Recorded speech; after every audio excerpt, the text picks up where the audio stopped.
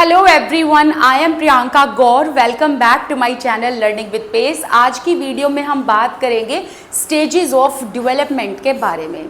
ठीक है, तो मैं यहाँ टॉपिक लिख देती हूँ और इसको बिल्कुल आराम से और डिटेल में पढ़ेंगे।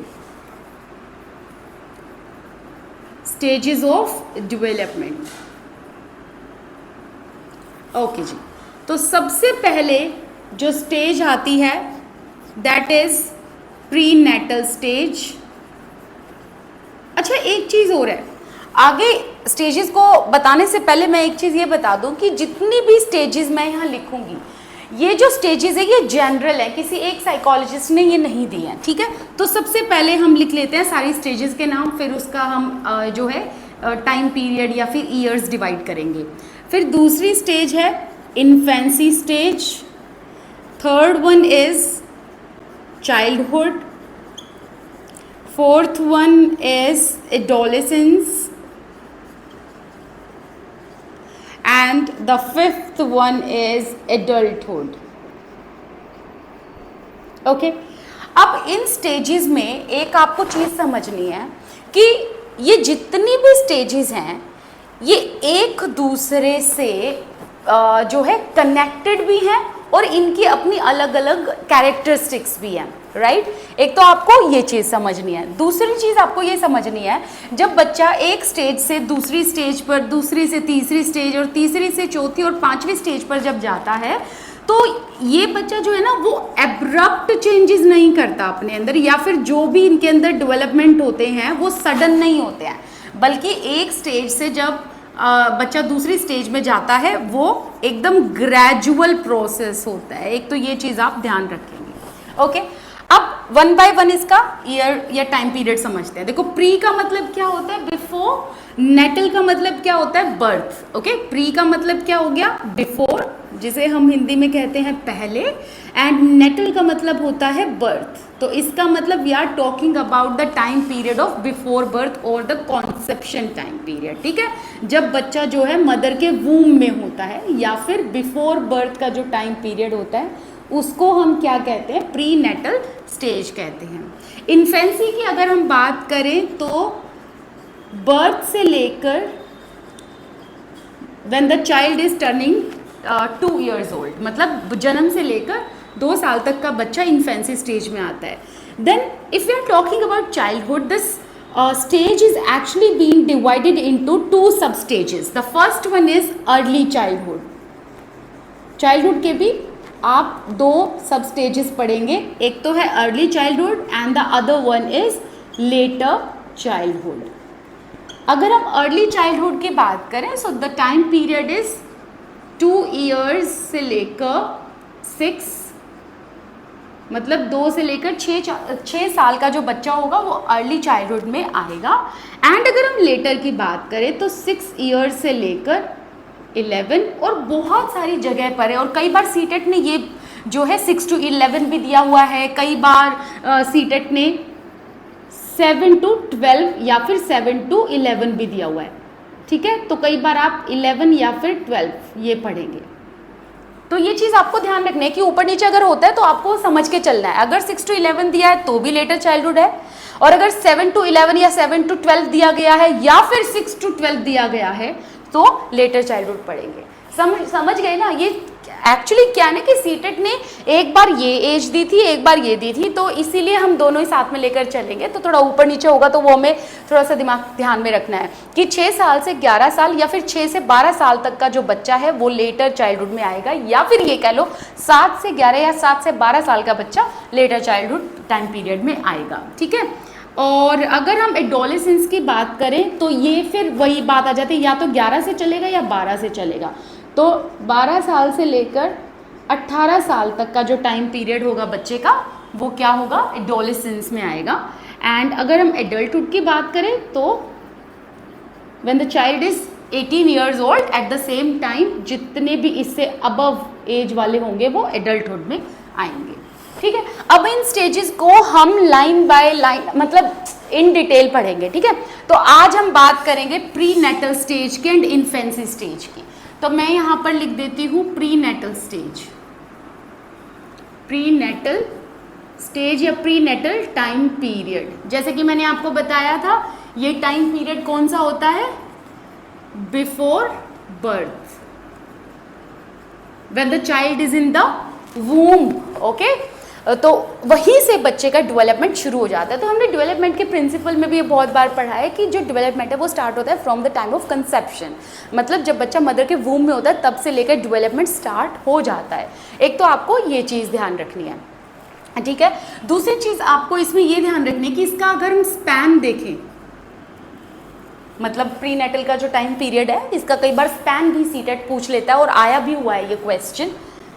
तो हम यहाँ पर बात करेंगे 40 वीक्स की, अगर वीक्स में पूछा गया। अगर डेज में क्वेश्चन आया तो 280 डेज कर देंगे, ये क्वेश्चन आया हुआ है, ठीक है।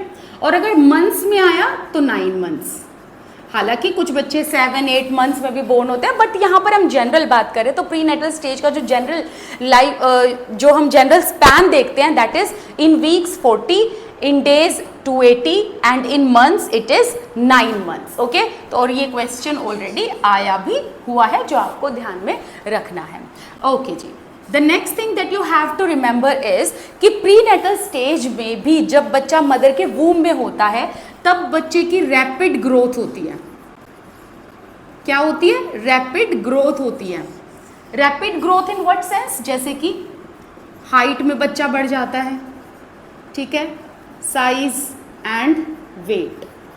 अब आप देखो कि जो बच्चा होता है ना वो बिल्कुल टाइनी सेल, टाइनी एम्ब्रियो, बिल्कुल छोटा सा, बिल्कुल ऐसे टाइनी होता है, और किस तरीके से वो मदर के 9 मंथ्स तक पेट में जो बच्चा होता है उसका हाइट, साइज, वेट बढ़ जाता है। तो देखो कि बच्चा जो है वो वूम्ब में कितना रैपिड ग्रो किया 9 मंथ्स में, ठीक है, from a tiny cell to a proper baby, right. At the same time एक चीज और आपको यहाँ ध्यान रखनी है कि अगर क्वेश्चन ये आ जाए कि बच्चे के बर्थ के बाद कब बच्चा रैपिड ग्रो करता है फिजिकली, हाइट, साइज, वेट में, तो आप इन्फेंसी लिखेंगे।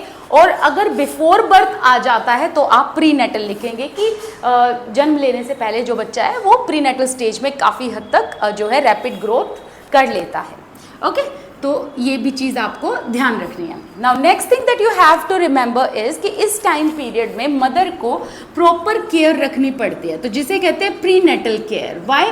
बिकॉज क्या होता है ना कि इस टाइम पीरियड में भी बच्चा भले ही मदर के वूम में है, but during this time period environment का इफेक्ट देखने को मिलता है एंड जेनेटिक, जिसे हम कहेंगे हेरिडिटी, तो जेनेटिक इम्पैक्ट भी देखने को मिलता है। अब देखो एनवायरनमेंट का इम्पैक्ट कैसे है। For example if mother is living in such a house जहाँ पर लोग स्मोक कर रहे हैं, तो मदर भी एक पैसिव स्मोकर हो गई ना, क्योंकि अगर उसका धुआं अगर इनहेल करेगी तो वो पैसिव स्मोकर हो गई, तो उससे बच्चे को नुकसान हो सकता है, राइट। एंड इसके अलावा जेनेटिक, अगर कोई जेनेटिक डिसऑर्डर है वो बच्चे में चला जाता है, तो इसीलिए मदर को प्री नेटल केयर प्रॉपर रखनी पड़ती है। प्रॉपर जो मेडिसिन वगैरह होती है या जो अल्ट्रासाउंड्स होते हैं ये सब कराने पड़ते हैं, रीजन बीइंग ताकि वो कॉम्प्लिकेशन से बच जाएं, ठीक है।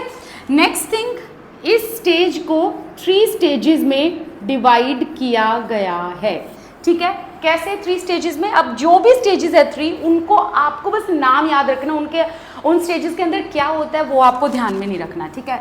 The first one is that is germinal stage, germinal stage. The second one is embryonic stage. I think the spelling is correct. If it is not, then it might be embryonic. Yeah, that is the correct spelling if I am not wrong. अगर ये correct हुई या ये हुई देख लेना please आप लोग, ठीक है। The third one is foetal stage, okay.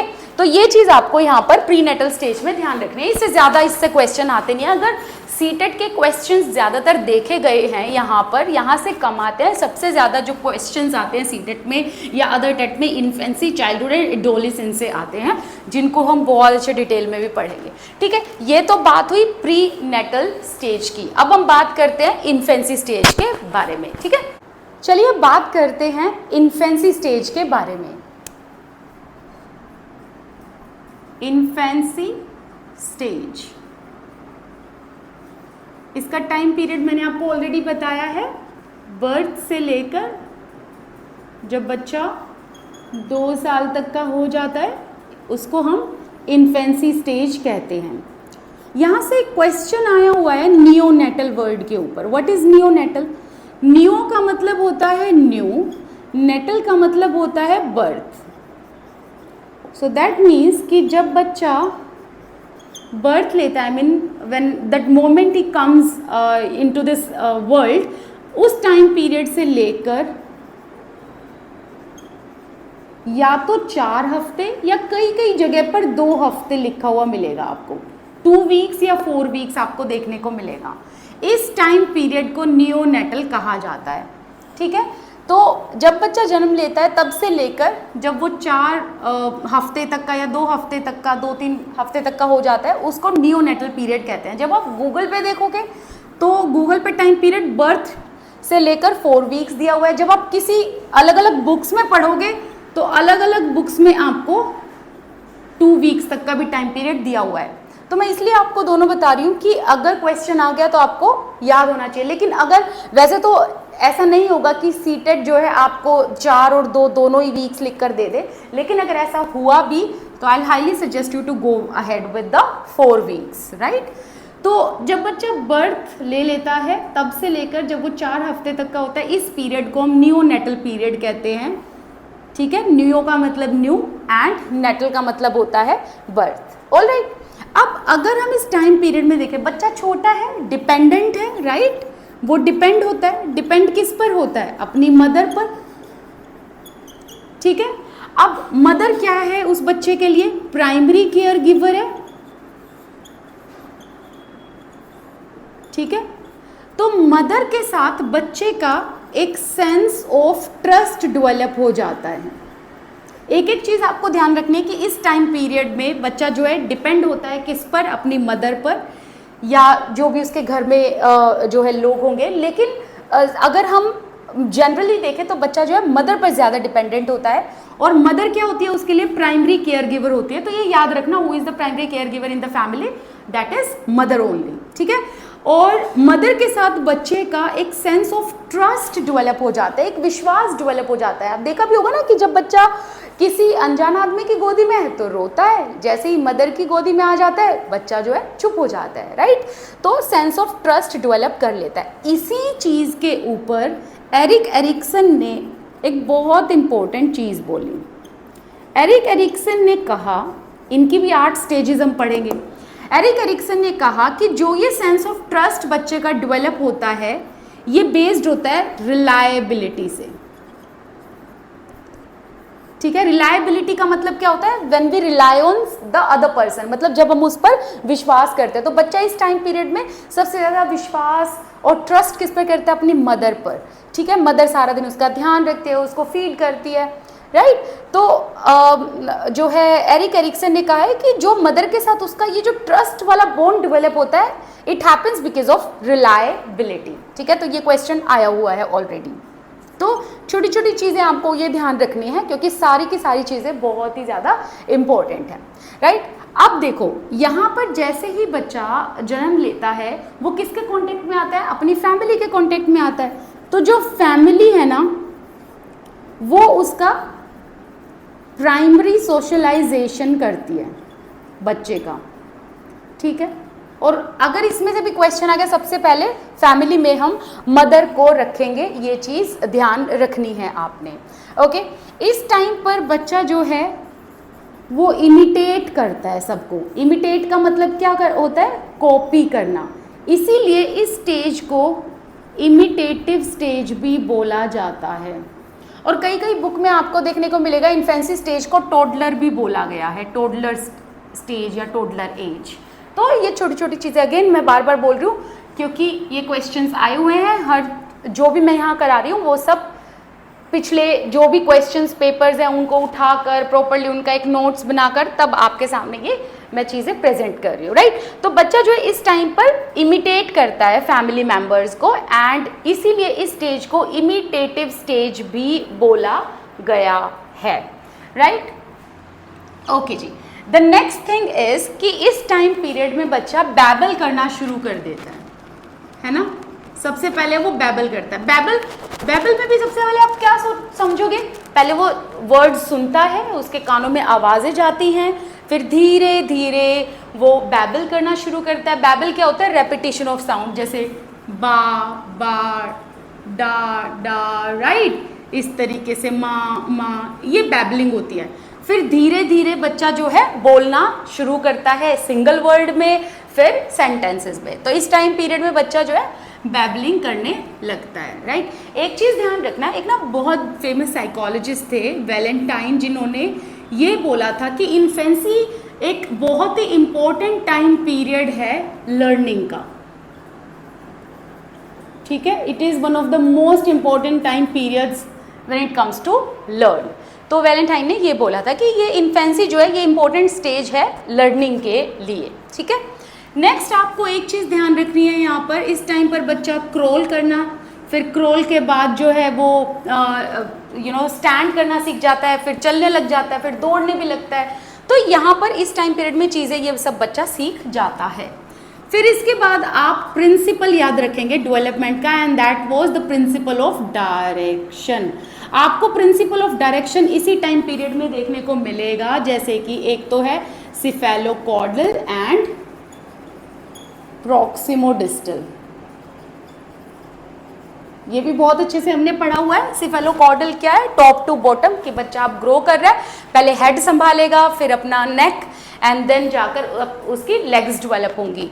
प्रॉक्सिमोडिस्टल क्या है? From the centre to far, right. पहले जो है शोल्डर्स एंड देन फिर अपना मतलब होल पार्ट यूज करेगा, देन उसके बाद स्पेसिफिक हो जाएगा, फिंगर्स पर आ जाएगा, राइट। तो इसके बारे में हमने बहुत अच्छे से पढ़ा हुआ है। तो ये चीज़, ये प्रिंसिपल ऑफ डायरेक्शन भी आपको इसी स्टेज में देखने को मिलेंगी। दूसरा मैंने आपको क्या बताया था कि अगर हम बर्थ के बाद की बात करें तो इस टाइम पीरियड में अगर हम इन्फेंसी स्टेज को एडोलेसेंस से या चाइल्डहुड से या एडल्टहुड से कंपेयर करें तो इस टाइम पीरियड में सबसे ज़्यादा ग्रोथ होता है, रैपिड ग्रोथ होता है फिजिकली, मतलब बच्चे की हाइट वाइट और ये सब आपको देखने को मिलेगा कि साइज़ वगैरह इन सब में काफ़ी चेंजेस आते हैं। इस टाइम पर बच्चा काफ़ी हद तक डेवलप हो जाता है, ठीक है। ये चीज़ आपको ध्यान रखनी है। नेक्स्ट है मोटर स्किल्स डेवलप हो जाती है इस टाइम पे, बच्चे की मोटर स्किल्स डेवलप होने लगती हैं, ओके। लेकिन मोटर स्किल्स जो डेवलप होंगी वो कैसे होंगी? Gross to fine motor skills, right. इस टाइम पे बच्चा ना सॉलिटरी प्ले करता है। सॉलिटरी प्ले का मतलब क्या होता है? अकेले खेलता है, ओके। नेक्स्ट जो पियाजे है ना, हालांकि पियाजे की चीज़ों को हम बाद में पढ़ेंगे, पियाजे की स्टेजेस को हम पढ़ेंगे, लेकिन यहाँ पर एक चीज़ करनी ज़रूरी है कि इस टाइम पर ऑब्जेक्ट परमानेंस बच्चे में देखने को मिलती है। ऑब्जेक्ट परमानेंस जो है ये बात किसने बोली थी? ये पियाजे ने बोली थी। ऑब्जेक्ट परमानेंस का मतलब क्या होता है कि सपोज करो बच्चा हाइड एंड सीक खेल रहा है, तो अगर हाइड एंड सीक खेल रहा है, उसके जैसे फादर है, फादर उसके साथ हाइड एंड सीक खेल रहे हैं और फादर जो है रूम छोड़कर चले गए, तो बच्चा रूम में बैठा बैठा ये इमेजिन करेगा that he will come back for sure, ठीक है। तो इसे कहते हैं ऑब्जेक्ट परमानेंस। तो पियाजे ने ही ऑब्जेक्ट परमानेंस का ये जो टर्म है दिया था कि इन्फेंसी स्टेज में आपको ये देखने को मिलेगा, ओके। फिर इसके अलावा इस टाइम पर बच्चे के अंदर टेस्ट डेवलप हो जाता है। ये क्वेश्चंस भी आया हुआ है, हालांकि ये सब क्वेश्चंस आए हुए हैं, लेकिन ये भी आया हुआ है कि टेस्ट डेवलप हो जाता है इस टाइम पीरियड में। मतलब बच्चा स्वीट एंड सावर इसमें डिफरेंस करना सीख जाता है, पता चल जाता है कि मीठा क्या है, खट्टा क्या है, ये टेस्ट डेवलप हो जाता है। फिर एक और बहुत इंपॉर्टेंट चीज़ है, that is primitive reflex. Primitive reflex, primitive reflex क्या होता है? ऑटोमेटिक रिस्पॉन्स को हम कहते हैं primitive reflex. Automatic response to the stimuli या फिर एनवायरमेंटल स्टिमुलाई। मतलब क्या है कि बच्चे के अंदर इस टाइम पीरियड पर रिफ्लेक्स काम करते हैं, मतलब ऑटोमेटिक जो है रिस्पॉन्स देता है बच्चा। जैसे कि एग्जाम्पल लेते हैं, फिर आपको बहुत अच्छे से समझ आएगा। रूटिंग रिफ्लेक्स क्या होती है? जब आप बच्चे का गाल टच करोगे तो जैसे ही आप उसका गाल टच जिस डायरेक्शन में करोगे उसी डायरेक्शन में बच्चा देखने लग जाता है, तो उसे कहते हैं रूटिंग रिफ्लेक्स, ठीक है। एंड इसी टाइम पीरियड में आप ग्रेस्पिंग रिफ्लेक्स भी देखोगे। ग्रेस्पिंग रिफ्लेक्स का मतलब क्या होता है? अगर बच्चे के हाथ पे, पाम पे आप अपनी फिंगर रख दोगे तो जैसे आप फिंगर रखोगे बच्चे का ऑटोमेटिक रिस्पॉन्स क्या आएगा, वो ऐसे हाथ पकड़ लेगा, तो वो है ग्रेस्पिंग रिफ्लेक्स।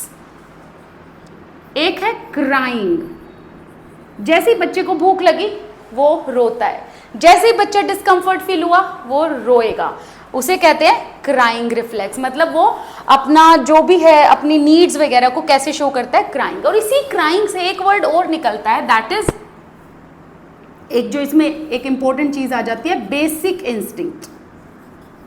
बेसिक इंस्टिंक्ट पर बच्चा जो है इस टाइम पर बेसिकली बेसिक इंस्टिंक्ट बच्चे के अंदर बहुत ज़्यादा है। बेसिक इंस्टिंक्ट का मतलब क्या है, हर टाइम उसको जो है अपनी चीज़ों को शो करने के लिए, जो उसकी रिक्वायरमेंट है, जो उसकी नीड है, उसके लिए वो बस रोता है।